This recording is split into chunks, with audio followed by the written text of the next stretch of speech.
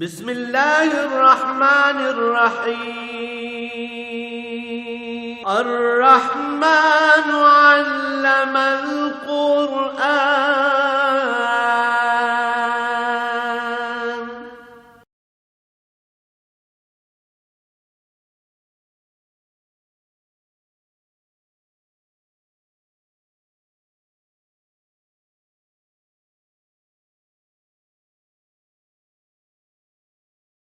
الحمد للہ رب العالمین والصلاة والسلام علی حبیبہ محمد وآلہ وصحبہ اجمعین۔ اعوذ باللہ من الشیطان الرجیم، بسم اللہ الرحمن الرحیم۔ وَأُتْبِعُوا فِي هَٰذِهِ الدُّنْيَا لَعْنَةً وَيَوْمَ الْقِيَامَةِ أَلَا إِنَّ عَادًا كَفَرُوا رَبَّهُمْ أَلَا بُعْدًا لِعَادٍ قَوْمِ هُودٍ وَإِلَىٰ ثَمُودَ أَخَاهُمْ صَالِحًا قَالَ يَا قَوْمِ اعْبُدُوا اللَّهَ مَا لَكُم مِّنْ إِلَٰهٍ غَيْرُهُ هُوَ أَنشَأَكُم مِّنَ الْأَرْضِ وَاسْتَعْمَرَكُمْ فِيهَا فَاسْتَغْفِرُوا ثُمَّ تُوبُوا إِلَيْهِ إِنَّ رَبِّي قَرِيبٌ مُّجِيبٌ۔ قالوا يا صالح قد كنت فينا مرجوا قبل هذا أتنهانا أن نعبد ما يعبد آباؤنا وإننا لفي شك مما تدعونا إليه مريب۔ قال يا قوم أرأيتم إن كنت على بينة من ربي وآتاني منه رحمة فمن ينصرني من الله إن عصيته فما تزيدونني إلا غير تخسير۔ ويا قوم هذه ناقة الله لكم آية فذروها تأكل في أرض الله ولا تمسوها بسوء فيأخذكم عذاب قريب۔ فعقروها فقال تمتعوا في داركم 3 أيام ذلك وعد غير مكذوب۔ فلما جاء أمرنا نجينا صالحا والذين آمنوا معه برحمة منا ومن خزي يومئذ إن ربك هو القوي العزيز۔ وأخذ الذين ظلموا الصيحة فأصبحوا في ديارهم جاثمين كأن لم يغنوا فيها ألا إن ثمود كفروا ربهم ألا بعدا لثمود۔ اللهم سبحانك لا علم لنا إلا ما علمتنا إنك أنت العليم الحكيم۔ مولاي صل وسلم دائما أبدا على حبيبك خير الخلق كلهم۔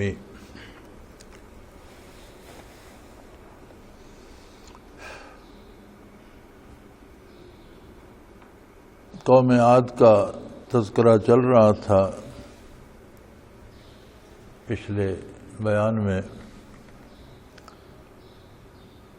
تو ان کا سب سے بڑا جرم جو تھا وہ یہ تھا کہ اپنے نبی کی تعلیمات کو چھوڑ کر جبار عنید ظالم اور ضدی لوگوں کا اتباع اختیار کیا۔ قوم کے بڑے بڑے جو بدکار ظالم لوگوں کو لوٹنے والے بڑے بڑے عہدوں پہ فائز امیر امراء سرکاری عہدیدار ان کے پیچھے لگ گئے دنیاوی مفاد کی خاطر۔ ساری گمراہی کی ابتدا اس بات سے ہوتی ہے کہ جب بندہ اپنی امیدیں اللہ کے علاوہ کسی اور سے وابستہ کر لیتا ہے کہ میرے کام وہ کر دے گا، پھر اس کی منشا کے مطابق زندگی گزارتا ہے، اس کے پیچھے چلتا ہے۔ جس کی توقعات اللہ کریم سے ہوں وہ پھر اللہ کے حکم کے مطابق زندگی بسر کرتا ہے اور اللہ کے انبیاء کا اتباع کرتا ہے۔ تو جب امیدیں اللہ کی بجائے غیر اللہ سے وابستہ ہو جائیں، اور عموماً مقتدر لوگوں کے پیچھے لوگ لگ جاتے ہیں جو اقتدار میں ہوتے ہیں یا دولت مند ہوتے ہیں یا بڑے ہوتے ہیں، وہ دولت خواہ انہوں نے کسی طرح لوٹ مار کر اکٹھی کر لی ہو، چوری سے زبردستی سے اکٹھی کر لی ہو، اور ان کے عقائد بھی خراب ہوں، کردار بھی خراب ہو، لیکن لوگوں کو چونکہ امیدیں ان سے ہوتی ہیں کہ یہ میرا بھلا کرے گا، اس لیے ان کے پیچھے لگے رہتے، اور یہ گمراہی عذاب الہی تک لے جاتی۔ یہ بھی بڑی عجیب بات ہے کہ اللہ سے دوری دلوں کو اندھا کر دیتی ہے۔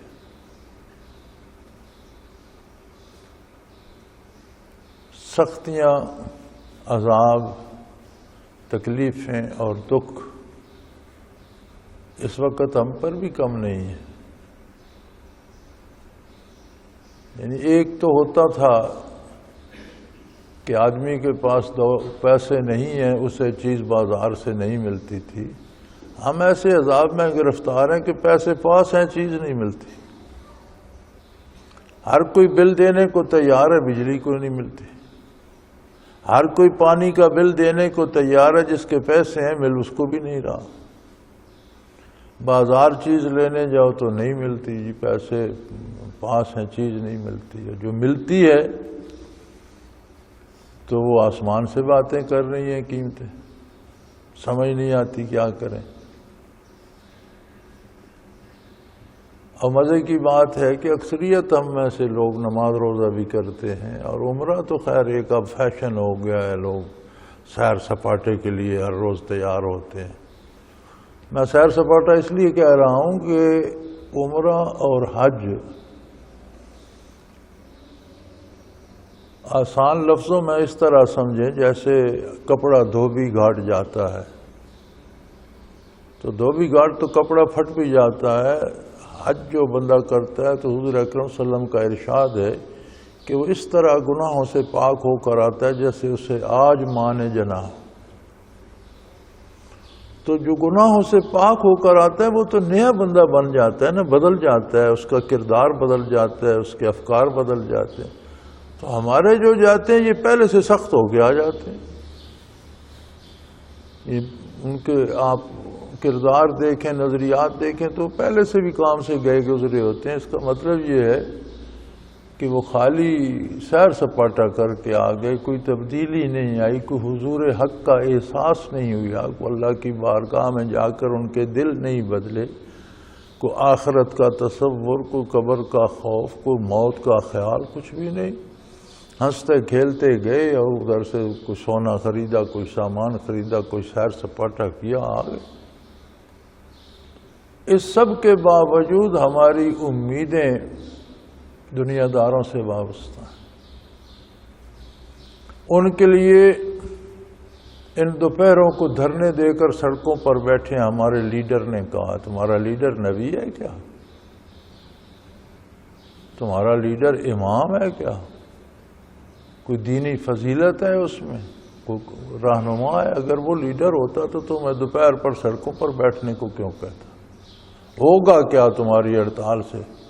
اس کو 2 سیٹیں اور مل جائیں گی، اس کا فائدہ ہو جائے، تم بھوکتے گھر آ جاؤ، دھکے کھا کے گھر آ جاؤ۔ لاہور سے چلے لیڈر کے ساتھ اسلام آباد تک، دھکے کھائے، اسلام آباد چلا لگایا بارش برف سردی میں، اور بھائیں بھوک کر گھر چلے گئے۔ ہوا کیا؟ ایک بندے کی بلے بلے ہو گئی، دنیا کی میڈیا میں آ گیا، ریڈیو پر آ گیا، ٹی وی پر آ گیا، اخباروں میں آ گیا۔ تو یہ جو لوگ ساتھ دھکے کھاتے رہے تھے ان کو کیا ملا؟ یہ ہے اللہ کی اطاعت چھوڑ کر لوگوں کو پیچھے بھاگنے کا نتیجہ۔ یہ جو تھے قوم عاد، یہ اللہ کی آیات میں تو اعتراضات کرتے تھے، بلکہ فرمایا جحدوا بآیات ربہم، یہ جہودی کافر تھے۔ جہودی کافر اسے کہتے ہیں جو حقیقت حال کو تو سمجھ رہا ہو کہ حقیقت تو یہ ہے پر میں نہیں مانوں گا۔ تو فرمایا اللہ کی آیات کے ساتھ تو یہ جہودی کافر تھے، یہ نہیں ضد کیا کرتے تھے کہ ہے تو ٹھیک پر ہم نہیں مانیں گے۔ اندر سے جانتے تھے کہ بات یہ سچی ہے جو اللہ کا نبی فرما رہا ہے۔ ادھر تو اتنے سخت تھے، وَعَصَوْا الرُّسُلَ، انکار کر کے اپنے انبیاء کا تو انکار کیا، وَاتَّبَعُوا أَمْرَ كُلِّ جَبَّارٍ عَنِيدٍ، اور بڑے بڑے ظالموں اور دنیا داروں اور عہدیداروں اور حکمرانوں کا ساتھ دیا اور ان کا اتباع کیا، ان کے پیچھے لگے، چونکہ امیدیں ان سے وابستہ تھیں۔ نتیجہ کیا ہوا؟ وَأُتْبِعُوا فِي هَٰذِهِ الدُّنْيَا لَعْنَةً وَيَوْمَ الْقِيَامَةِ، اس دنیا میں بھی ان پر اللہ کی لعنت پڑی اور آخرت میں۔ لعنت کا مطلب ہوتا ہے اللہ کی رحمت سے محرومی۔ اب ایک بندہ اپنی امیدیں رب جلیل سے توڑ کر دنیا داروں، ظالموں، بدماشوں اور چوروں سے وابستہ کر لے اور پھر دعا کرے اللہ مجھ پر رحم فرما۔ ایک بندہ زہر کھا لے اور پھر دعا کرنے جائے اللہ مجھے عمر لمبی دے دے، تو عمل کہنے پر نہیں ہوگا، عمل کرنے پر ہوگا۔ قول پر عمل نہیں ہوگا، عمل فعل پر ہوگا۔ جس نے زہر کھائی ہے وہ مرے گا، زبانی میں دعا مانگتا رہے۔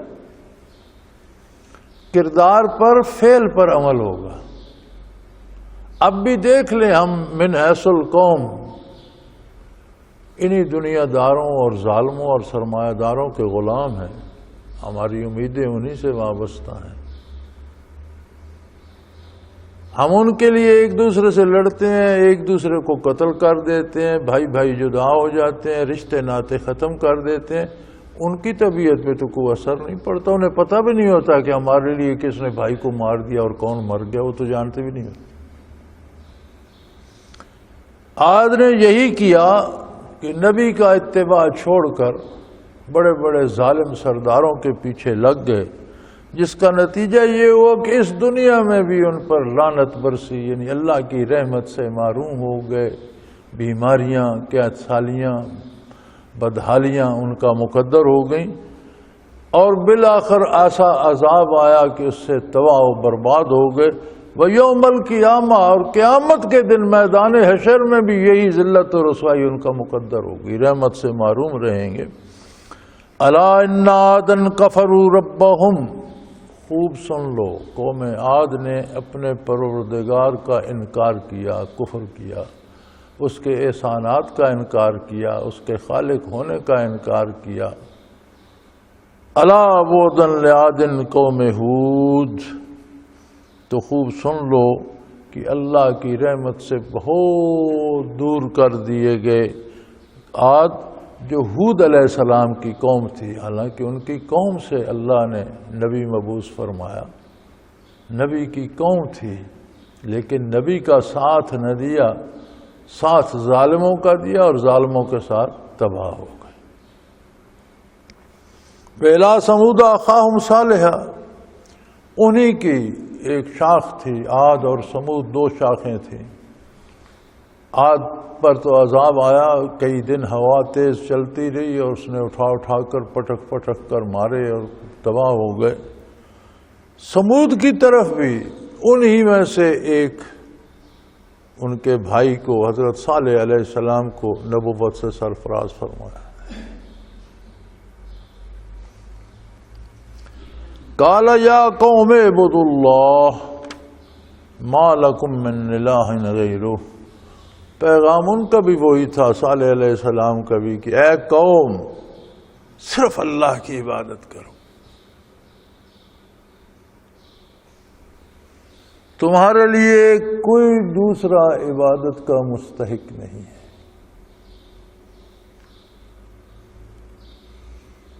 عبادت کیا ہے؟ نماز پڑھنا عبادت ہے، روزہ رکھنا عبادت ہے، حج کرنا عبادت ہے، ذکر اذکار کرنا عبادت ہے، تلاوت عبادت ہے، تسبیحات عبادت ہے۔ نہیں، یہ سب بھی عبادتیں ہیں، یہ عبادت کی اقسام ہیں۔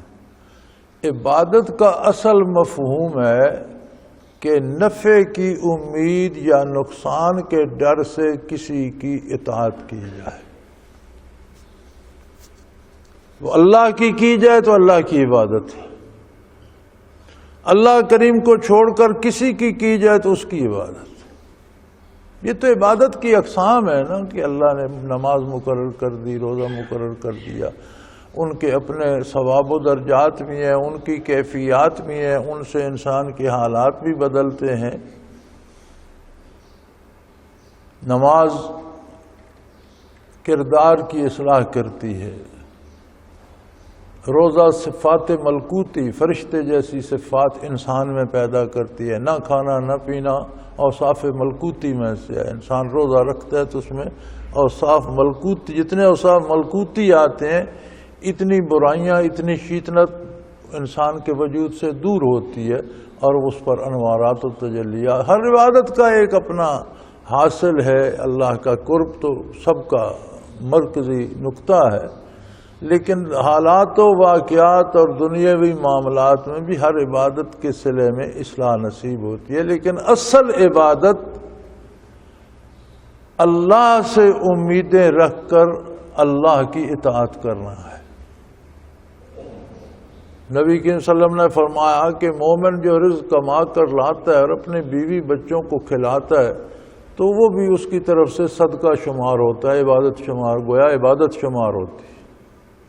اس کہ یا رسول اللہ نان و نفقہ بچوں کا تو اس پر واجب ہے، جب اس نے نکاح کیا تو ذمہ داری آ گئی اس پر، تو فرمایا جو اللہ کی طرف سے واجب ہو اسے پورا کرنا ہی عبادت ہے۔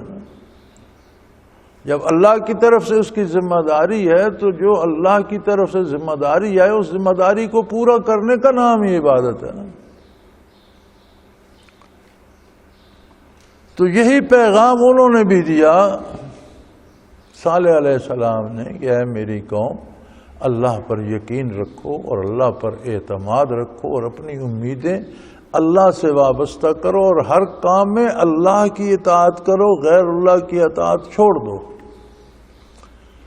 جب ہم چوروں، بدماشوں، وڈیروں، سرداروں کی اطاعت کرتے ہیں تو ہمارے دل میں ان سے کچھ ملنے کی امید ہوتی ہے، نفع کی امید ہوتی ہے، یا پھر یہ ہوتا ہے کہ اگر یہ ناراض ہو گئے تو میرا یہ نقصان ہو جائے گا،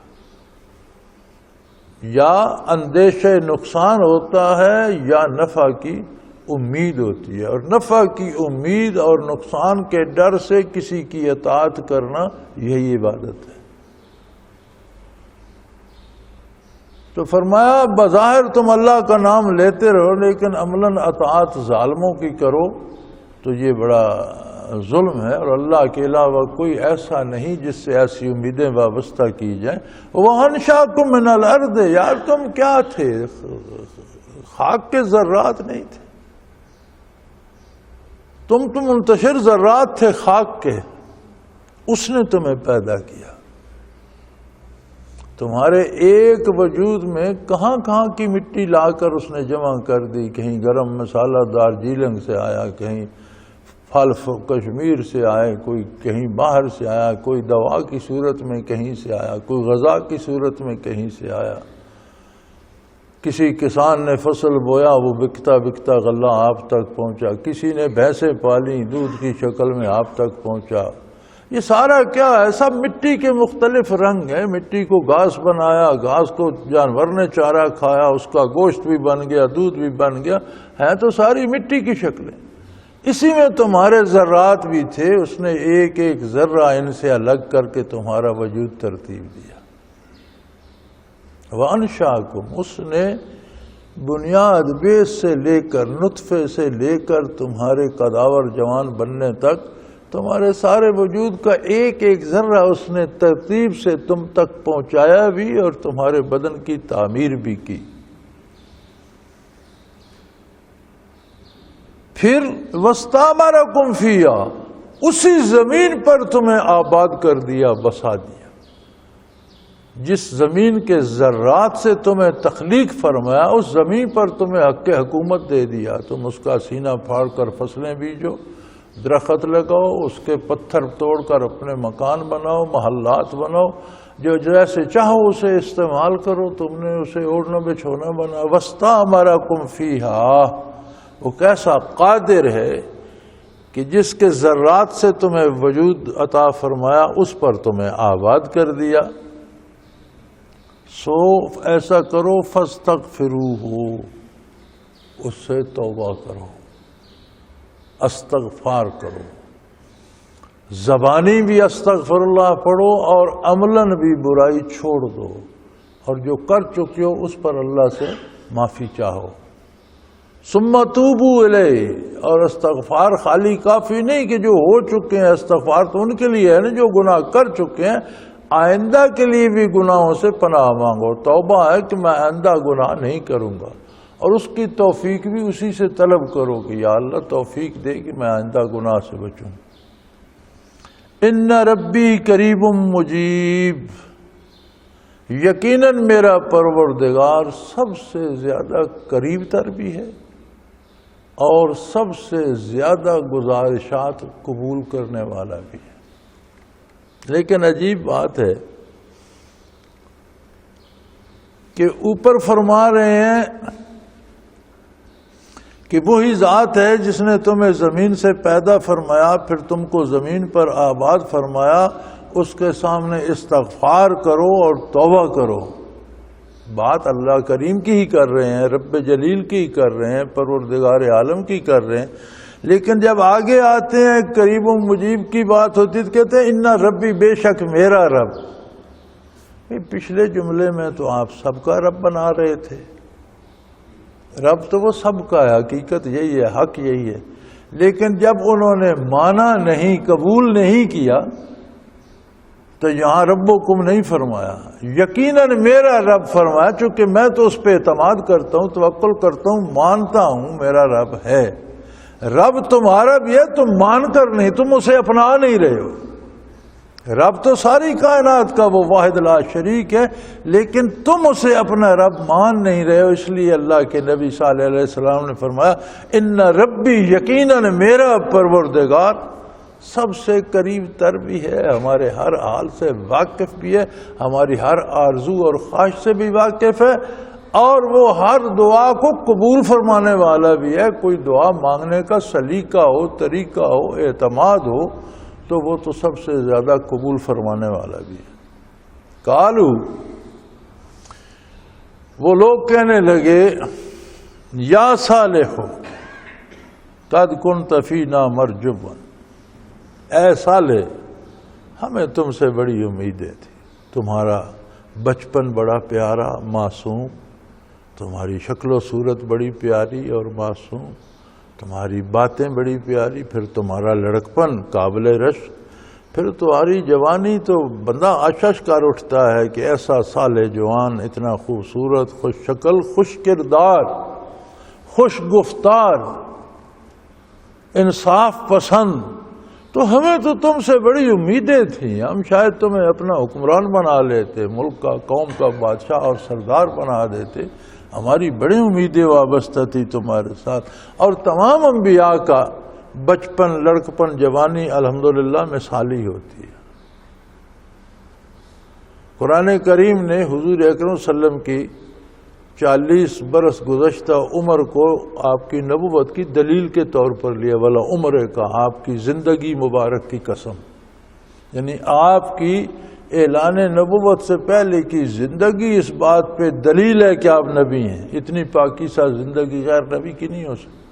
تو انبیاء کا بچپن، ان کی جوانی، ان کا لڑکپن، وہ سارا مثالی ہوتا ہے۔ تو قوم کہنے لگی بھئی صالح میاں، ہماری تو تم سے بڑی امیدیں وابستہ تھیں، تمہارا بچپن بڑا مثالی تھا، لڑکپن بڑا خوبصورت تھا، تمہاری جوانی بے داغ خوبصورت، سچ کہنے والا، سچ بولنے والا، انصاف پسند نوجوان، اس سے پہلے تو ہمیں تم سے بڑی امیدیں تھیں،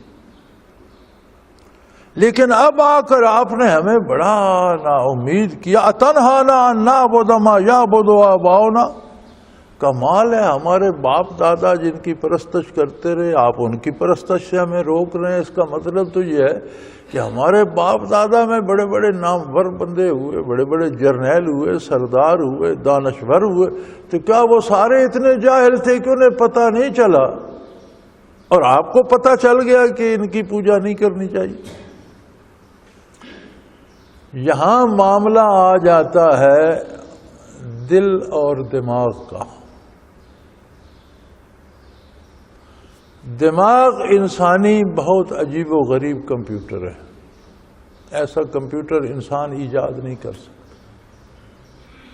آج سے 30 سال پہلے، بلکہ 50 سال پہلے، 60 سال پہلے ہم کسی آدمی سے ملے ہوتے ہیں، 20 سال 10 سال پہلے، بھول بھال جاتا ہے، پھر ملاقات نہیں ہوتی، برسوں گزر گئے، پھر وہ آدمی سامنے آتا ہے تو ہم تھوڑا سا اچنبے میں آتے ہیں۔ وہ جو ایک لمحہ ہوتا ہے نا، اس میں یہ دماغ کا کمپیوٹر اپنا سارا کام کر جاتا ہے، وہ اس نے فائل رکھی ہوئی ہوتی ہے، وہ ساری کھول کے سامنے کا یاد آ جاتا ہے، او یہ فلاں بندہ ہے، یہ میرے ساتھ سکول میں پڑھتا رہا تھا، یہ فلاں بندہ ہے، یہ ہمارا ماسٹر تھا، یہ فلاں بندہ ہے، اس کے ساتھ میں نے فلاں کاروبار کیا، یہ فلاں بندہ ہے، مجھے فلاں جگہ ملا تھا، وہ ساری فائل سامنے آ جاتی ہے۔ کوئی ایسا کمپیوٹر جس پر کوئی آپریٹر نہیں بیٹھا، خود کار ہے، ایسا نظام ہے رب العالمین کا کہ وہ پوری تصویر آپ کے سامنے آ جاتی ہے، آپ گلے لگ جاتے ہیں، ملتے ہیں، او یار تم فلانا بندہ کمال ہے، اتنا عرصہ کہاں رہا، ہمیں پتہ بھی نہیں ہوتا لیکن وہ ہمارے دماغ میں محفوظ ہوتی ہے۔ دماغ کی بڑی وسعت ہے، یہ ساری ایجادات، ہوائی جہاز، راکٹ، موٹریں، سائیکلیں، ریڈیو، ٹی وی، یہ ساری جدید گھڑیاں، بتیاں، پکھے، سارا یہ دماغی ایجادات ہیں، لیکن دماغ کے کام کرنے کی حدود ہیں۔ دماغ خود مادی ہے اور مادی چیزوں کو استعمال اور ان کو کام میں لانے کی تدبیریں کر سکتا ہے۔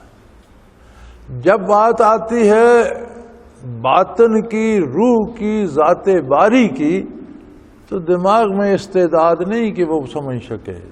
حضور کی بعثت سے پہلے 500 سالہ دور عہد فطرت ہے، عیسیٰ علیہ السلام کے رفع کے بعد کوئی نبی نہیں تھا زمین پر، تو 500 سال میں دانشور تو کم نہیں تھے، بڑے بڑے فلاسفر تھے، یہ افلاطون وغیرہ اسی دور میں ہوئے ہیں، کوئی اللہ کا پتہ تو نہیں بتا سکتا۔ لباس کیسے پہننا ہے، غذا کیسے کھانی ہے، مکان کیسے دماغی باتیں ساری وہ جانتے تھے اس عہد کے دانشور، لیکن جو نقطہ بروں سے حل نہ ہوا اور فلسفیوں سے کھل نہ سکا، وہ راز ایک کملی والے نے بتلا دیا چند اشاروں میں۔ ذات باری کا پتہ محمد الرسول اللہ نے دیا، کوئی فلاسفر، کوئی سائنسدان، کوئی سائنٹسٹ، کوئی پڑھا لکھا نہیں دے سکا۔ تو یہ بیچارے تو باپ دادا کی جو دنیاوی باتیں تھے ان کے پیچھے تھے، عقل کی باتوں کے پیچھے تھے کہ ہمارے باپ دادا بڑے دانشور تھے، بڑے عقل مند تھے، بڑے جرنیل تھے، بڑے سردار تھے، ایک دنیا ان کی عزت کرتی تھی، بڑے کاروباری تھے، بڑے دولت مند تھے۔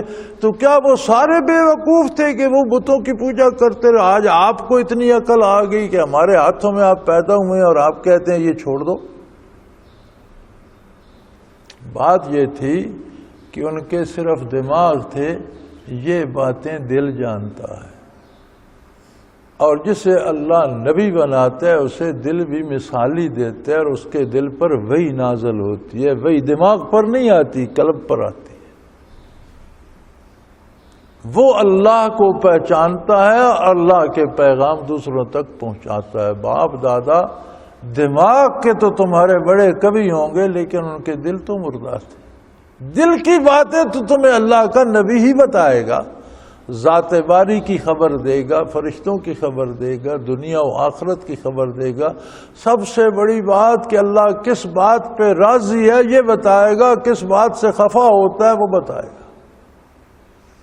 تو یہاں معاملہ دل و دماغ کا تھا، اور یہ اس عہد کی نہیں بات، آج بھی ہمارا جو برائے نام پڑھا لکھا طبقہ ہے، جنہوں نے دین نہیں پڑھا، صرف دنیا پڑھی ہے، اور دنیا میں 6 بار MA کر لیا، PhD کر لیا، ڈاکٹریٹ کر لی، ڈگریاں لے لی، وہ کہتے ہیں یار یہ تم کیا باتیں کرتے ہو، ہمارے دماغ میں نہیں آتی۔ بھئی دماغ کی باتیں نہیں ہیں، تم بھی دل زندہ کرو، دل میں آئیں گی۔ دماغ تو مادی ہے، مادیات تک اس کی رسائی ہے، یہ الہیات تک نہیں پہنچتا، الہیات تک دل پہنچتا ہے۔ ایک بڑا پڑھا لکھا بندہ ہو، اس نے ڈرائیونگ نہ سیکھی ہو، تو اس نے خود ڈرائیور ہی رکھا ہوا ہوتا ہے، اس سے خود تو گاڑی نہیں چلتی۔ اب وہ کہ میں نے اتنی کتابیں پڑھی ہیں تو گاڑی کیوں نہیں چلتی؟ بھی گاڑی چلانا سیکھو تو گاڑی چلے گی، کتابیں پڑھنے سے تو نہیں چلے گی۔ دل کی باتیں جاننی ہیں تو دل کو زندہ کرو، آباد کرو، دل کو روشن کرو، تو پھر دل کی باتیں بھی سمجھ میں آ جائیں گی۔ اب تم دماغ کی باتوں سے دل کی باتیں سمجھنا چاہو تو سمجھ نہیں آئیں گی، پھر کہتے ہیں یہ بے وقوف لوگ ہیں، شور کرتے ہیں۔ اور دل مردہ ہے، دماغ بھرا ہوا ہے ان باتوں سے جو ادھر ادھر کی ہیں۔ تاریخ کا حوالہ دیں گے۔ تاریخ کیا ہے؟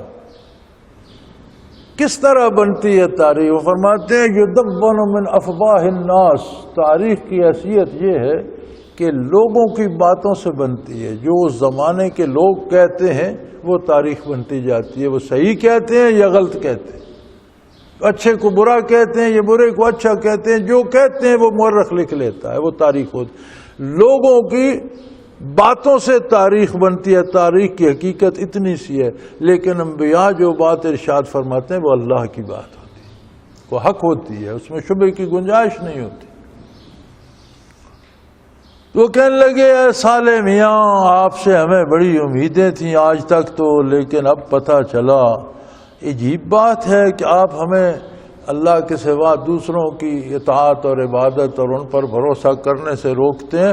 حالما یا وہ تو اب ہمارا باپ دادا انہی کی پوجا کرتے تھے یار، بڑے بڑے دانشور تھے، وہ بڑے بڑے شاعر تھے، بڑے ادیب تھے، بہت بڑے نثر نگار تھے، بڑے صاحب زبان اور اہل زبان تھے، پھر ان میں بڑے بڑے جرنیل تھے، فاتح تھے جنہوں نے جنگیں لڑی، ان میں حکمران تھے، دنیا پہ حکومت کی، تو وہ سارے بے وقوف تھے۔ اب یہ بات وہ نہیں سمجھ رہے کہ ان کے پاس دماغ تو تھا، دل نہیں تھا، اور ان کے پاس، جس کے پاس، یہ عجیب بات ہے کہ جو صرف دماغ کو بناتا رہتا ہے اس کے پاس دل نہیں ہوتا، لیکن جو دل کو صفا کرتا ہے دماغ اسے منافع میں مل جاتا ہے ساتھ۔ ہر صاحب دل صاحب دماغ ہوتا ہے، ہر صاحب دماغ صاحب دل نہیں ہوتا۔ ہر صاحب دل صاحب دماغ بھی ہوتا ہے، لیکن ہر صاحب دماغ صاحب دل نہیں ہو سکتا۔ دل کو الگ سے بنانا پڑتا ہے۔ اس کی زندگی ہے نور ایمان۔ جب تک اللہ اللہ کے نبی پر ایمان نہیں لاتا یہ مردہ ہے، ایمان لاتا ہے زندہ ہوتا ہے، اطاعت کرتا ہے تو اس کی تربیت ہوتی ہے، اور اگر فیوزات قلب اطہر نبی نصیب ہو جائیں تو یہ جوان ہو جاتا ہے، تر و تازہ ہو جاتا ہے۔ اس کی نظر دنیا پہ بھی ہوتی ہے، آخرت پہ بھی ہوتی ہے۔ اہل دماغ کی نظر صرف دنیاوی منافع پہ ہوتی ہے، آخرت ان کی نظروں سے اوجھل ہوتی ہے۔ وہ اسی مخمصے میں پھنس گئے کہ ہمارے باپ دادا بڑے دانشور تھے، یہ بات انہوں نے کہی، حالانکہ وہ صرف دماغی دانشور تھے، صاحب دل نہیں تھے۔ اللہ کا نبی ہے، یہ صاحب دل ہے، اس کا دل زندہ ہے، روشن ہے، اور تم سب کے دلوں کو روشن کرنے کی استعداد رکھتا ہے، تم سب کو واصل باللہ کر سکتا ہے۔ لیکن وہ کہنے لگے اننا فی شک مما تدعونا الیہ مریب، یار آپ جو بات کرتے ہیں نا، نہیں ہم نہیں مانتے، ہمیں اس میں بڑے شکوک و شبہات گزرتے ہیں، ہماری بات سمجھ میں نہیں آتی، یہ کیسے ہو سکتا ہے، یہ کیسے ہو سکتا ہے، اتنے بڑے سردار گزر گئے اور نبی تم ہو گئے، کل کے بچے ہمارے ہاتھوں میں کھیلے ہو، ہم تو نبی نہیں بنے، تم نبی بن گئے، تم ایسی باتیں کرتے ہو جو ہمارے دماغ میں تو آتی نہیں۔ انہوں نے فرمایا قال یا قوم ارأیتم ان کنت علی بینۃ من ربی وآتانی منہ رحمۃ فمن ینصرنی من اللہ ان عصیتہ فما تزیدوننی غیر تقصیر۔ ایک آیہ کریمہ میں اللہ کے نبی نے کتنی باتیں بھر دی۔ یہی اعجاز ہے قرآن کا کہ جملہ چھوٹا ہوتا ہے، معانی کا سمندر ہوتا ہے۔ انہوں نے فرمایا اے میری قوم دیکھو، ان کنت علی بینۃ من ربی، اگر میں اپنے پروردگار کی طرف سے واضح اور روشن دلائل پر قائم ہوں، بات بڑوں چھوٹوں کی نہیں ہے، زیادہ عمر اور کم عمر کی نہیں ہے، باپ دادا کی اور آج کے انسان کی نہیں ہے، بات دلیل کی ہے۔ دلیل کس کے پاس ہے؟ واضح دلیل کس کے پاس ہے؟ بات تو دلیل سے مانی جائے گی نا، افراد سے تو نہیں مانی جائے گی۔ اس بندے کی عمر 95 سال ہے، اس کی بات مان لو، اس کی تو 25 سال ہے، اس کی مت مانو۔ اگر 25 سال والا دلیل سے صحیح بات کہہ رہا ہے اور 95 سال والے کے پاس کوئی دلیل نہیں، تو بات 25 سال والے کی دلیل والے کی مانی جائے گی۔ انہوں نے فرمایا میرے پاس میرے اللہ کی روشن دلیلیں ہیں، پھر اس نے مجھے اپنی طرف سے اتنی رحمت دی ہے کہ میں تم سب پر لٹا کر تم سب کو واصل باللہ کر سکتا ہوں، اور تم جو مجھ سے باتیں کر رہے ہو، تمہاری تو باتیں بھی نحوست سے بھری ہوئی ہیں، تمہاری تو بات سن کر بھی نقصان ہوتا ہے۔ فَآتَانِي مِنْهُ رَحْمَةً، اب جب اس نے مجھ پر اتنے انعام کیے ہیں، مجھے نبوت سے سرفراز فرمایا ہے، معجزات عطا فرمائے ہیں، واضح دلیلیں عطا فرمائی ہیں، مجھ پر وحی نازل فرمائی ہے، تو اگر میں ہی اس کی نافرمانی خدا نخواستہ کروں تو پھر مجھے کوئی بچا بھی سکتا ہے؟ تم مجھ سے یہ چاہتے ہو کہ میں تمہاری باتیں مانوں اور اللہ کی بات چھوڑ دوں؟ بے وقوفو، مجھے حساب اللہ کو دینا ہے یا تمہیں دینا ہے؟ پیدا اس نے کیا ہے یا تم نے کیا ہے؟ نبی اس نے بنایا ہے یا تم نے بنایا ہے؟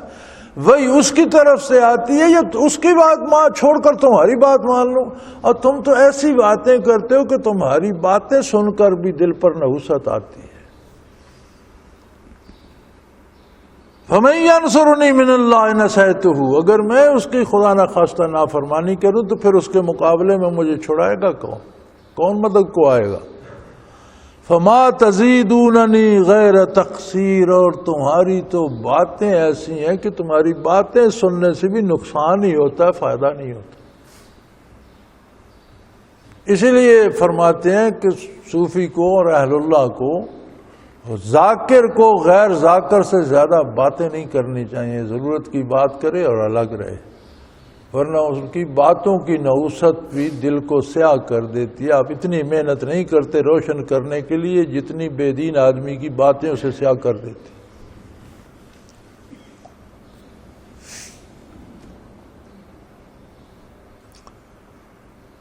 ہم جب لطائف کیا کرتے تھے تو حضرت ہمیں تلقین فرمایا کرتے تھے کہ نماز تو با جماعت پڑھو، لیکن سنتیں پڑھ کر جاؤ، فرائض جماعت کے ساتھ پڑھو، اور سلام پھیر کر نمازیوں میں بھی مت بیٹھو، پھر سنتیں گھر جا کر پڑھ لینا یا الگ مسجد میں پڑھ لو، لوگوں میں نہ بیٹھا کرو، ان کی نحوست دل پر پڑتی۔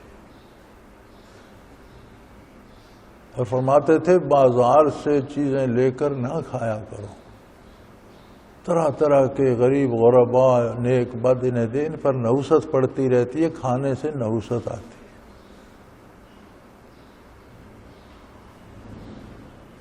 اب تو خیر وہ باتیں کہاں، وہ لوگ کہاں، وہ مجلسیں کہاں، اب تو یہ باتیں پاگلوں کی سی اور بیوقوفوں کی لگتی۔ اب تو دنیا ترقی کر گئی ہے، اور دنیا کی ساری ترقی محض دماغی اور مادی ہے، دل زیادہ مردہ ہو گئے، بلکہ دل کی زندگی کا اقرار کرنے والے لوگ کم ہیں، ماننے والے ہی کم ہیں۔ حاصل کرنا تو پھر ماننے کے بعد کی بات ہے نا، پہلے بندہ اس پر ایمان لائے، مانے، پھر اس چیز کو حاصل کرتا ہے۔ کسی چیز پر یقین ہو کہ یہ مفید ہے، پھر اس کو حاصل کرنے کی کوشش کرتا ہے۔ اب تو وہ یقین ہی نہیں ملتا۔ تو فرمایا فما تزیدوننی غیر تقصیر، یار تمہاری تو باتوں نے بھی نقصان ہی کرنا ہے، اور تمہاری باتوں سے بھی دل پر نحوست آتی ہے۔ تم سے تو بات نہ کی جائے تو وہ بہتر ہے۔ پتہ چلا کہ ایسی مجالس میں جانا جہاں جھوٹ بولا جائے یا دوسروں کا تمسخر اڑایا جائے یا برائی پہ بات کی جائے یا برائی کے مشورے دی جائے، اس میں جانا ممنوع ہے، اس سے اعتراض کرنا چاہیے، بچنا چاہیے۔ اور پھر جہاں دین کا مذاق اڑایا جا رہا ہو یا عظمت الہی کے خلاف بات کی جا رہا ہو یا دین کے خلاف باتیں کی جا رہی ہوں، یہ تو بالکل ہی منع ہے۔ جیسے آپ کہتے ہیں نا یوں تو بڑا نمازی ہے، نمازیں تو بڑی پڑھتا ہے، فلاں یہ کر دیا، یعنی مقصد نماز کا مذاق اڑانا ہوتا ہے، ورنہ غیر نمازی بھی انسان ہے، نمازی بھی انسان ہے۔ اگر غیر نمازی سے قصور ہو سکتا ہے تو نمازی سے بھی ہو سکتا ہے، لیکن انہوں نے فرق یہ ہے کہ اس نے نماز نہیں پڑھی، یہ گناہ بھی کیا، تو اس نے کم از کم نماز تو ادا کر لی، یہ گناہ تو نہیں کیا، لیکن اس کو تمسخر کا ذریعہ بنا لیتے ہیں کہ ہے تو بڑا پارسا، دیکھ لو اس نے یہ کر دیا۔ تو فرمایا تمہاری ان باتوں کو سننے سے بھی نقصان ہوتا ہے، دل پہ نحوست آتی ہے۔ وَيَا قَوْمِ هَٰذِهِ نَاقَةُ اللَّهِ لَكُمْ آيَةً فَذَرُوهَا تَأْكُلُ فِي أَرْضِ اللَّهِ وَلَا تَمَسُّوهَا بِسُوءٍ فَيَأْخُذَكُمْ عَذَابٌ قَرِيبٌ۔ تو انہوں نے کہ وہ ان کی قوم کہنے لگی، انہوں نے سوچ ساچ کے مشورہ کر کے ایک بات بنائی کہ بھئی آپ کہتے ہیں میں اللہ کا نبی ہوں، میرا اللہ ہر چیز پہ قادر ہے، جو چاہے کر سکتا ہے، تو پھر ہماری ایک بات پوری کر دو، ہم مان جائیں۔ اب انہوں نے سوچ کے ایک مشکل ترین بات نکالی کہ بھئی یہ جو سامنے ہمارے پہاڑ ہے اور اس کی یہ جو بڑی چٹان ہے، یہ چٹان شک ہو جائے اس میں سے ایک اونٹنی نکلے، اور وہ اونٹنی گابھن ہو، بچہ دینے والی ہو، اور جیسے چٹان سے نکلے تو وہ ایک بچہ جنے ہمارے سامنے۔ آپ کہتے ہو میرا رب تو ہر چیز پہ قادر ہے، اگر یہ ہو جائے تو پھر ہم مان لیں گے۔ انہوں نے صالح علیہ السلام نے فرمایا کہ اللہ تو ہر چیز پہ قادر ہے، تم نے اپنی طرف سے یہ بڑا مشکل سمجھا، تو اس کے لیے تو کوئی مشکل نہیں، وہ مخلوق کو پہلے ہی خاک سے پیدا کر رہا ہے، ایک پتھر سے ایک اونٹنی کو پیدا کر دے گا تو کیا ہوگا، کوئی مشکل نہیں۔ لیکن میں تمہیں ایک بات بتاؤں کہ جب معجزہ طلب کیا جائے اور وہ معجزہ ظاہر ہو جائے اور پھر اس کا انکار کیا جائے، ایمان نہ لایا جائے تو تباہی آ جاتی۔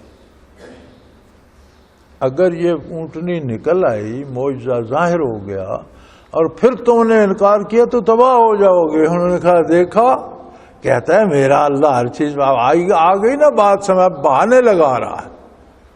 اب یہ ہو نہیں نہ سکتا، کیسے ہو سکتا ہے چٹان سے اونٹنی نکلے؟ پہلے تو یہ ناممکن ہے، پھر خالی اونٹنی جو چٹان میں بن گئی وہ بچہ جننے والی بھی، یہ کیسے، یہ ہو نہیں نہ سکتا۔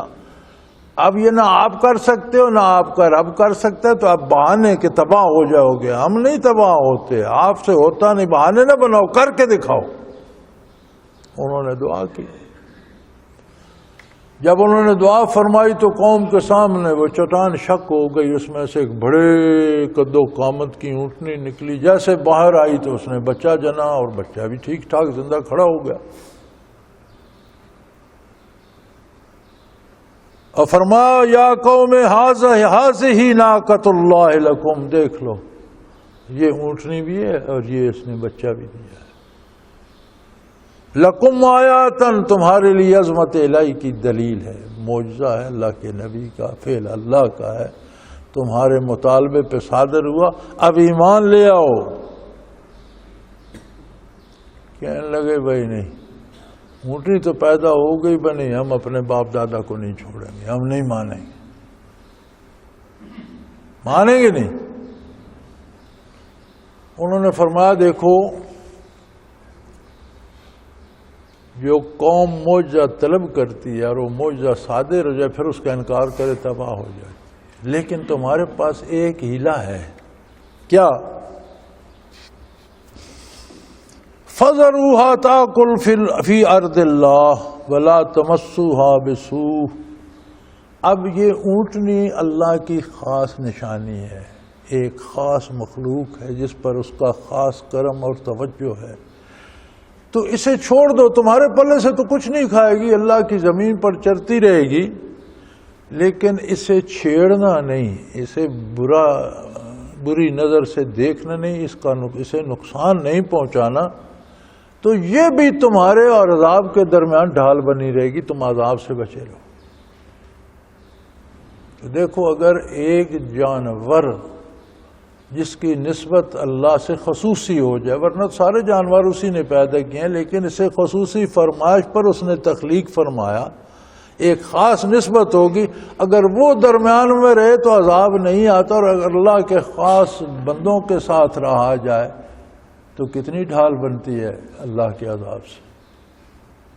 جانور جانور ہے، انسان انسان ہے، شرف انسانیت ہے اس میں، اور اللہ کے نیک بندوں کے ساتھ رہا جائے یا کسی قوم میں اللہ کے نیک بندے ہوں تو عذاب سے ڈھال کا سبب بنتے ہیں۔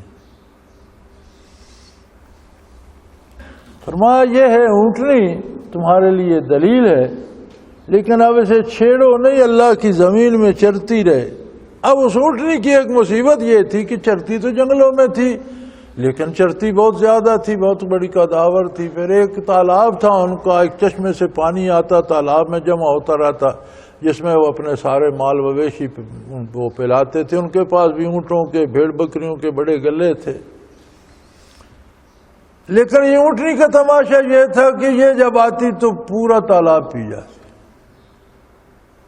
صالح علیہ السلام نے باری مقرر کر دی کہ ایک دن تم مویشیوں کو پانی پلاؤ، ایک دن اس کا ایسے پینے دو۔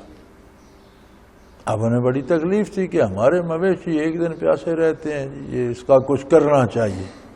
انہوں نے فرمایا اسے چھیڑنا نہیں، یہ اللہ کے عذاب کے سامنے ڈھال بنی ہوئی ہے، اسے مت چھیڑنا۔ فَيَأْخُذَكُمْ عَذَابٌ قَرِيبٌ، اگر اسے چھیڑو گے تو فوراً تمہیں عذاب پکڑ لے گا۔ فَعَقَرُوهَا، انہوں نے بالآخر مشورہ کر کے اس کی کونچیں کاٹ ڈالیں، اسے مار ڈالا۔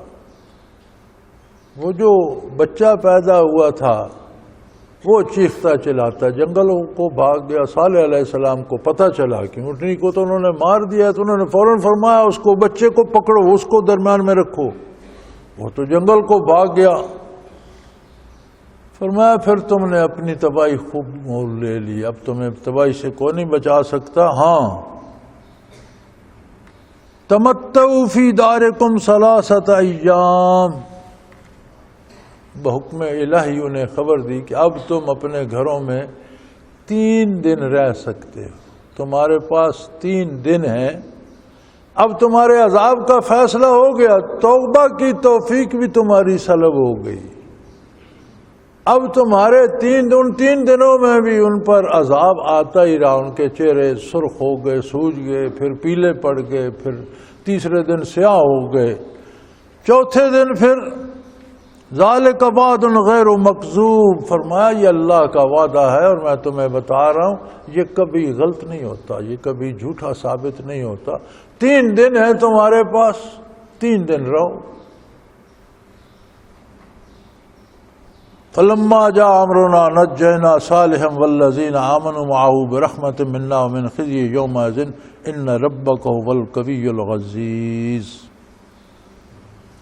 وہ 3 دن رہے، پہلے دن چہرے سرخ ہو کر سوج گئے، پھر دوسرے دن پیلے پڑ گئے، جیسے وہ کوئی زخم پک جاتا ہے، پیپ سی پڑ جاتی ہے، چہرے اس طرح ہو گئے۔ چوتھے دن سیاہ ہو گئے، پرانے زخم جس طرح جل کر سیاہ ہو جاتے ہیں۔ اور چوتھے دن صبح ایک چنگاڑ سی شروع ہوئی، معمولی سی چیخ سے شروع ہوئی اور اتنی بلند ہوئی کہ جانوروں کے، انسانوں کے دل پھٹ گئے، جگر پھٹ گئے، اور پوری قوم کی قوم کوئی زیرو باقی نہیں بچا، تباہ و برباد ہو گئے۔ لیکن وہی چنگھاڑ جب ان کے سینے شک کر رہی تھی تو صالح علیہ السلام اور جو ان پر ایمان لائے ان کے لیے تو کوئی شور شرابہ نہیں تھا، مزے میں بیٹھے تھے، اللہ کی رحمت نے انہیں گھیرا ہوا تھا۔ فرمایا فلما جاء امرنا، جب ہمارا حکم یعنی ہمارا عذاب آیا، نجینا صالحا، ہم نے صالح علیہ السلام کو اس سے محفوظ رکھا، والذین آمنوا معہ برحمت منا، جو ایمان لا کر ان کے ساتھ تھے ان کو بھی اپنی رحمت سے محفوظ رکھا۔ یاد رکھیں نبی کی معیت کے لیے صحیح عقیدہ شرط ہے، والذین آمنوا معہ، صرف معہ نہیں فرمایا، باقی ساری قوم ان کے ساتھ ہی تھی، شہر ایک ہی میں تھے، ایک ہی جگہ پر تھے، ایک ہی زمین پر تھے، لیکن جو دل سے ایمان لائے وہ ان کے ساتھ تھے، باقی ساتھ رہتے ہوئے بھی ساتھ نہیں تھے۔ تو نبی کا ساتھ یا معیت ایمان اور عقیدے پہ منحصر ہے۔ اگر عقیدہ صحیح ہے اور اتباع رسالت ہے تو پھر عقیدہ تقاضا کرتا ہے اتباع کا، عقیدہ اور اتباع مل کر معیت نبوت عطا کرتے ہیں اور پھر عذاب سے اللہ کی رحمت محفوظ رکھتی ہے۔ فرمایا ہم نے صالح علیہ السلام کو محفوظ رکھا اور جو ایمان لا کر ان کے ساتھ تھے اپنی خاص رحمت سے انہیں محفوظ رکھا، من خزی یوم، اس دن کی ذلت سے بھی محفوظ رکھا اور آخرت میں بھی محفوظ رکھے گا۔ ان ربک هو القوی العزیز، تیرا پروردگار ہی بڑی طاقت والا اور ہر شے پہ غالب ہے، جو چاہے کر سکتا ہے۔ اور برائی کا انجام انہوں نے دیکھ لیا، نیکی کا صلہ اللہ کے نبی اور اللہ کے نبی پر ایمان لانے والوں نے پایا۔ وآخر دعوانا ان الحمد للہ رب العالمین۔ اللہ اللہ اللہ اللہ اللہ اللہ اللہ اللہ۔ حضرت امیر محمد اکرم آوان مد ذلہ العالی دارالعرفان منارہ ضلع چکوال میں سالہ سال سے قرآن و حدیث کے اوپر خطابات کر رہے ہیں اور سلسلہ نقشبندیہ اویسیہ کے مطابق لوگوں کو ذکر الہی کی تربیت دے رہے ہیں۔ وہ قرآن پاک کی تفسیر ترتیب وار بیان کر رہے ہیں۔ تفسیر قرآن کو وہ موجودہ ملکی اور بین الاقوامی حالات کے مطابق بیان کرتے ہیں۔ موٹر وے سے کلر کہار کے انٹرچینج سے نکلتے ہوئے کلر کہار کی جھیل سے ہوتے ہوئے میانی، بوچھال اور نور پور سے گزرتے ہوئے دارالعرفان منارہ پہنچ سکتے ہیں۔ حضرت امیر محمد اکرم آوان نے بچیوں اور بچوں کی دینی اور دنیاوی تعلیم کے لیے سقارہ اکیڈمی کے نام سے ایک درسگاہ بھی قائم کی ہے، جس کا افتتاح ملک پاکستان کے صدر جنرل محمد ضیاء الحق نے اپنے دست مبارک سے کیا تھا۔ وہ تمام احباب جو اسلام کی طلب رکھتے ہیں ان سے گزارش ہے کہ دارالعرفان منارہ ضلع چکوال میں امیر محمد اکرم آوان صاحب کے خطابات سے مستفید ہوں۔ وہ ہر جمعے کو نماز سے پہلے بیان فرماتے ہیں۔ ہر ماہ کی پہلی اتوار کو ماہانہ اجتماع ہوتا ہے جس میں آپ خصوصی خطاب فرماتے ہیں اور پاکستان کے چاروں صوبوں سے احباب اس اجتماع میں شرکت کرتے ہیں۔ اس کے علاوہ یہاں سال میں 2 مرکزی اجتماعات بھی ہوتے ہیں، ایک رمضان المبارک میں اعتکاف کا اجتماع اور دوسرا جولائی اور اگست میں 40 دن کا اجتماع ہوتا ہے جس میں روحانی تربیت کی جاتی ہے۔ اپنا خون سیماب دے کر اتنا ہم کر جائیں گے، نام آقا کا چمن میں پھر رقم کر جائیں گے۔